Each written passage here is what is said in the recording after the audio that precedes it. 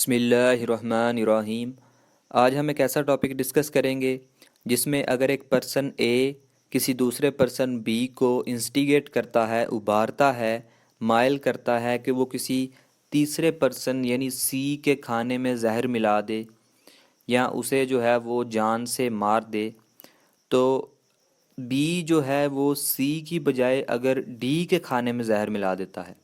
یعنی غلطی سے وہ سی کی بجائے اگر ڈی کے کھانے میں زہر ملا دے تو کیا اے کو سزا ملے گی؟ کیا اے جو ہے وہ ذمہ دار ہوگا؟ آج ہم یہ ڈسکس کریں گے۔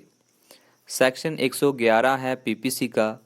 Liability of abettor when one act abetted and different act done, یعنی ایک پرسن نے جو ہے وہ کسی دوسرے پرسن کو ایک کام کرنے کے لیے کہا، ایک غیر قانونی کام کرنے کے لیے کہا، لیکن جو پرسن وہ کام کرنے جا رہا ہے اس نے وہ کام اس طرح سے نہیں کیا جس طرح سے اسے کہا گیا تھا۔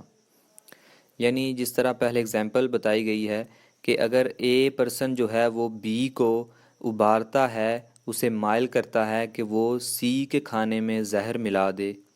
اور بی جو ہے وہ غلطی سے سی کی بجائے اگر ڈی کے کھانے میں زہر ملا دیتا ہے، تو اے جو ہے وہ لائبل ہوگا، اسے جو ہے وہ سزا ملے گی اور اس کے خلاف جو ہے وہ مقدمہ چلایا جائے گا۔ لیکن شرط یہ ہے کہ بی جو ہے وہ